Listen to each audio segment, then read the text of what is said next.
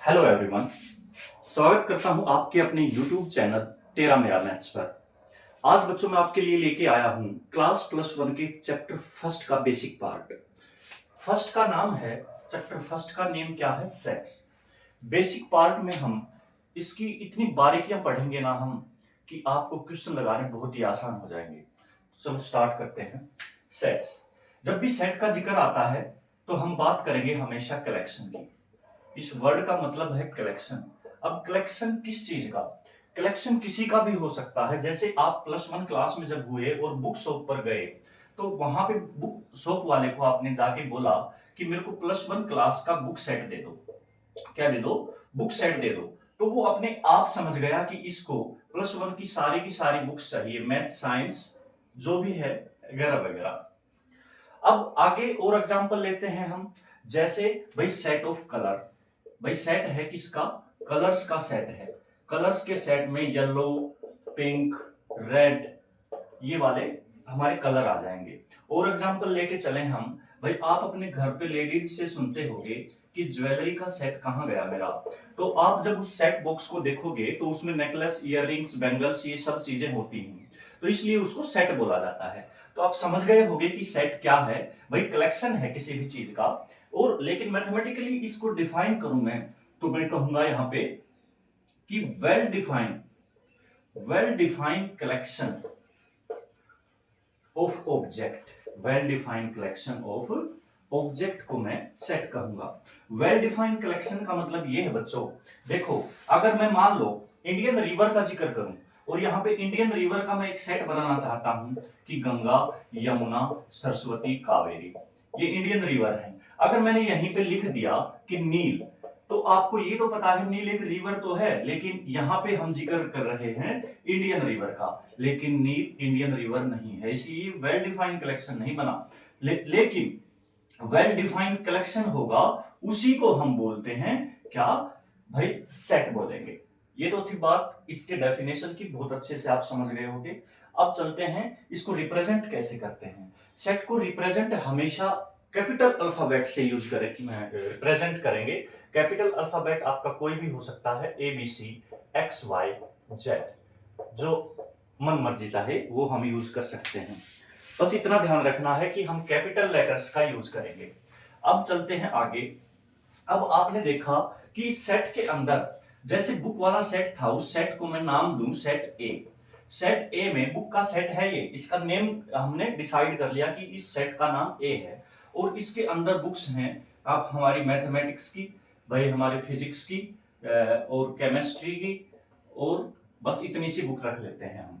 तो बच्चों इस सेट के अंदर जो ये बुक्स का सेट है, इसके अंदर जो ये बुक हैं, ये इसके अंदर जो हैं उनको बोलेंगे हम एलिमेंट या ऑब्जेक्ट, और कह सकते हैं मेंबर। इन तीनों नेम में से आप कोई भी कह सकते हो। इसको एलिमेंट कह सकते हैं, ऑब्जेक्ट कह सकते हैं, मेंबर कह सकते हैं, जो सेट के अंदर जो चीजें होती हैं उनको। अब आगे एक एग्जांपल लेते हैं हम कि जैसे मैथमेटिकली मैं आपको बताऊं set of even number. Set of even number, set of even number में आप सबको पता है इवन नंबर क्या होते हैं? 2 4 6 8, ये हमारे इवन नंबर का सेट है। और यहां पे मैंने रिप्रेजेंट कर दिया कि ये भाई जैसे इसका नाम रख दिया ए, इस सेट में ये आए 2 4 6 8। और मैं आपसे पूछूं यहाँ पे कि 3 इसका इस सेट का पार्ट है या नहीं, तो हमें पता है कि ये सेट किसका है? इवन नंबर का सेट है, लेकिन 3 इसका पार्ट नहीं है। अब ये बात दिखाने के लिए कोई भी एलिमेंट इस सेट का पार्ट है या नहीं, तो एक ग्रीक अल्फाबेट है जिसको हम कहते हैं, इस ग्रीक अल्फाबेट को क्या कहेंगे? या तो कहेंगे बिलोंग्स टू, बिलोंग्स टू। अगर इससे ये कनेक्ट नहीं है इस सेट से, तो यहां पे इस ग्रीक अल्फाबेट को ऐसे कट कर देंगे और इसको बोलेंगे does not belongs to, does not belongs to. इतनी बात आपको समझ में आ गई होगी। जैसे एग्जांपल लूं, यही एग्जांपल ले रहे हैं। यहाँ पे सेट ए है और यहाँ पे मैंने पूछा कि 3 इस सेट का पार्ट है या नहीं है, तो आप लिखोगे 3 डज नॉट बिलोंग्स टू ए। यहीं पे मैं क्वेश्चन आपसे पुट करूं कि 8 इस सेट का पार्ट, मेंबर, एलिमेंट है या नहीं है, तो आप लिखोगे 6 का एग्जांपल लिया मैंने, 6 बिलोंग्स टू ए, मतलब ए इस सेट का नेम है और ये साइन जो है ये बिलोंग्स टू का है। ये एग्जांपल हो गए बहुत सारे हमारे। अब चलते हैं आगे, जिक्र करते हैं थोड़ा थोड़ा। अब कुछ एक मैथमेटिकल टर्म है जिसमें इनको हम नेम देते हैं, इनका आपको पहले से ही पता है क्लासेस में, बहुत ही आसान चीजें हैं कि n को हम डिफाइन करते हैं, आए हैं हमेशा नेचुरल नंबर होता है भाई n। अब यहाँ पे w क्या होता है, होल नंबर, सबको पता है। अब q क्या होता है बच्चों, रैशनल नंबर, और भी बहुत सी चीजें, z जैसे इंटीजर, इन सब का आपको पता है कि z को इंटीजर को z से डिनोट किया जाता है। बहुत सारे एग्जाम्पल हैं, ये बातें आप सब जान गए होंगे। क्यों यहाँ पे ये इसलिए बता रहे हैं कि एक्सरसाइज में जब इन वर्ड्स का यूज होगा, natural number, w, q, rational number, z, integer, तो आप समझ जाएं कि किन का जिक्र हो रहा है। अब हम पढ़ेंगे भाई इस जो सेट का जो पार्ट है, इसके दो तरीके होते हैं रिप्रेजेंट करने के। सबसे फर्स्ट रूल है, या तरीका मैं कहूं, रोस्टर फॉर्म। या तो इसको रोस्टर फॉर्म बोलूंगा या बोलूंगा टेबुलर फॉर्म। ये फर्स्ट थिंग हो गई हमारी। दूसरी है सेट बिल्डर फॉर्म। अब ध्यान से सुनना इनके दोनों के बारे में। भाई रोस्टर फॉर्म क्या होती है, रोस्टर फॉर्म में कुछ नहीं होता बच्चों, जो हमारे सेट के अंदर जो एलिमेंट होते हैं, जो ऑब्जेक्ट होते हैं, उनको हमेशा कोमास में लिखते हैं, और जो सेकंड ब्रैकेट होता है हमारा ये वाला, इसमें इसको बंद कर दिया जाता है। अंडरस्टैंड, मतलब जैसे एक लिख के दिखाऊं मैं, मान लो सेट ऑफ वोवल्स लिखना चाहता हूं मैं, सेट ऑफ वोवल्स। अब सेट ऑफ वोवल को रिप्रेजेंट करता हूं ए से, भाई ये सेट ए नाम दे दिया मैंने इसको, और इस सेट के अंदर मैंने वोवल्स रख दिए ए, ई, आई, ओ, यू। ये सारे के सारे क्या हैं भाई, इस सेट के एलिमेंट हैं। और यहां पे हमने क्या है, बस इतना सा है। रोस्टर फॉर्म कौन सी फॉर्म होती है, जिसमें एलिमेंट को कोमा देके और ब्रैकेट में क्लोज कर दें, ये है इसकी रोस्टर फॉर्म। रोस्टर फॉर्म आप सब समझ गए होंगे। यहां पे अब चलते हैं सेट बिल्डर फॉर्म पे। अब सेट बिल्डर फॉर्म क्या है, सेट बिल्डर फॉर्म में हम हमेशा रिप्रेजेंट करेंगे इनको एग्जाम्पल के थ्रू ही हम समझते हैं। जैसे मुझे बताना है एक बात और, यहां पे ही समझ लेना। आप ये कहोगे कि सर ये वोवल्स हम इसी सीरीज में लिखेंगे, ये बात हमेशा माइंड में रखना, ये कोई जरूरी नहीं है कि इनको इसी सीरीज में लिखा जाए, इनको आगे पीछे भी लिख सकते हैं हम। जैसे भाई आई पहले लिख दिया, ओ बाद में लिख दिया, फिर ए, फिर ई या यू, ये सब लिख दिया। तो हम यहाँ पे समझ गए कि रोस्टर फॉर्म क्या होती है। रोस्टर फॉर्म में कुछ नहीं। अब जिक्र करते हैं हम सेट बिल्डर फॉर्म का। सेट बिल्डर फॉर्म को देखो ध्यान से। सेट बिल्डर फॉर्म में क्या है, मैंने एक लिखा सेट ऑफ, किसका ले, वोवल्स का, set of vowels in English alphabet. Alphabet में इसको मैं लिखना चाहूं तो बेटे, सेट बिल्डर फॉर्म में है ना एक कॉमन प्रॉपर्टी होती है। अब इसका जिक्र करेंगे हम, ये कॉमन प्रॉपर्टी है क्या।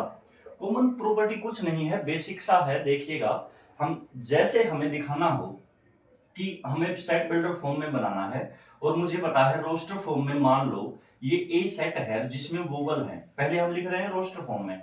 रोस्टर फॉर्म से टेबुलर फॉर्म का बनाने का तरीका बताऊंगा, या डायरेक्ट भी लिखा होगा तो आप कैसे पहचानेंगे वो आप इस बात से समझ जाएंगे। जैसे रोस्टर फॉर्म में मैंने वोवल्स को लिखा ए, ई, आई, ओ, यू। आपने देखा इसमें क्या है कि हमने इसमें कोमाज में लिखा और करली ब्रैकेट में लिख दिया। अगर इसको सेट बिल्डर फॉर्म में लिखूंगा तो बच्चों मैंने क्या कह दिया, यहां पे ये करली ब्रैकेट में क्लोज किया, x such that x is A vowels in English alphabet. क्या लिखूंगा, इंग्लिश अल्फाबेट। यहां पे इसको क्लोज कर दिया। ये तो है हमारी रोस्टर फॉर्म और ये है सेट बिल्डर फॉर्म। अब यहाँ पे मतलब समझते हैं, इसको रीड करेंगे। Set A is equal to, क्या रीड करेंगे इसको कि यहाँ पे x is a set of, क्या रीड करोगे, A is a set of x such that x is a vowel in English alphabet. The set of all x, यहां पे रीड करेंगे इसको, the set of, तो जो ये करली ब्रैकेट है ना बच्चों, ध्यान से सुनो, इसको बोलेंगे हमेशा the set of all, इतना रीड किया ब्रैकेट्स के लिए, the set of all, आगे रीड करोगे x, ठीक है। और ये जो साइन है, ये साइन है बच्चों सच दैट का, किसका है, सच दैट का। तो हम रीड करेंगे यहाँ पे the set of all X such that X is A vowel in English alphabet, और इसको ब्रैकेट में क्लोज कर देंगे। तो ये है आपकी सेट बिल्डर फॉर्म। तो आपको क्वेश्चन किस टाइप के दिए जाएंगे कि कोई भी हमें सेट दे दिया जाएगा रोस्टर फॉर्म में और बोल देगा कि इसको सेट बिल्डर फॉर्म में चेंज करो, या सेट बिल्डर फॉर्म में देके कह देगा कि इसको रोस्टर फॉर्म में चेंज करो। तो बहुत से एग्जांपल, एक तो एग्जांपल दे रख लेते हैं हम यहाँ पे। जैसे सेट ए है, इसमें जिक्र हुआ कि यहाँ पे लिखूं मैं 2 4 6 8, ठीक है। तो आप सब जान गए होंगे ये कौन सी फॉर्म है, ये हमारी रोस्टर फॉर्म है, क्योंकि कोमाज का और करली ब्रैकेट का यूज हुआ है यहाँ पे। अगर मैं इसको चेंज करूं किसमें, कौन सी, सेट बिल्डर फॉर्म में, सेट बिल्डर फॉर्म में चेंज करोगे तो आप लिखोगे यहाँ पे x सच दैट, x की जगह कुछ भी ले सकते हो, y ले लो, मान लो यहाँ पे y such that y belongs to, यहाँ पे आपने ये बात अपने कॉमन सेंस से पता की कि ये सारे के सारे क्या हैं, इवन नंबर हैं, है ना। तो यहाँ पे लिखोगे y is a even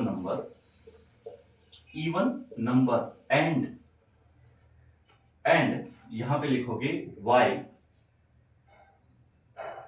greater than, क्या लिखोगे पहले, ग्रेटर देन 2, सॉरी यहां पे एक नहीं 1 एंड 10, ये करके इसको क्लोज कर देंगे हम यहाँ पे कि जो y है, y की वैल्यू 1 से तो बड़ी रहेगी और 10 से क्या रहेगी, छोटी रहेगी, क्या रहेगी, 10 से छोटी रहेगी। तो ये हमने किस में लिख दिया भाई, हमारी सेट बिल्डर फॉर्म में। उल्टा करें हम, मान लो यहाँ पे एग्जांपल लेते हैं कि यहाँ पे लिखा मैंने सेट ए है such that x such that x is क्या लिखें, x is a odd number and x less than 5, और यहां पे लिख देते हैं 11। अब इसको किस में चेंज करना है, रोस्टर फॉर्म में चेंज करो। तो यहाँ पे देखो, फिर से रीड करने का तरीका बताता हूं भाई। ये करली ब्रैकेट को हम क्या कहते थे, सेट ऑफ ऑल, क्या लिखेंगे, set of all X such that X is a odd number. तो इसको लिखने का तरीका रोस्टर फॉर्म में मुझे पता चल गया कि ओड नंबर है, और वो ओड नंबर है 5 और 11 के बीच में। 5 और 11 के बीच में कौन कौन से ओड नंबर आते हैं, 7 आता है, 9 आता है, बस यही दो हैं। तो इसका मतलब यहाँ पे इसमें हमने लिख दिया, इसको क्लोज कर दिया, ये हमने चेंज कर दिया इसमें। तो बच्चों आपको ये बेसिक पार्ट समझ में आया होगा। अगर आपको समझ आया है और अच्छा लगा ये वीडियो, तो प्लीज लाइक और कमेंट में ये बात जरूर बताना कि आगे का वीडियो तभी बनाएंगे जब आपको पसंद आएगा ये, ठीक है। Okay, thank you very much.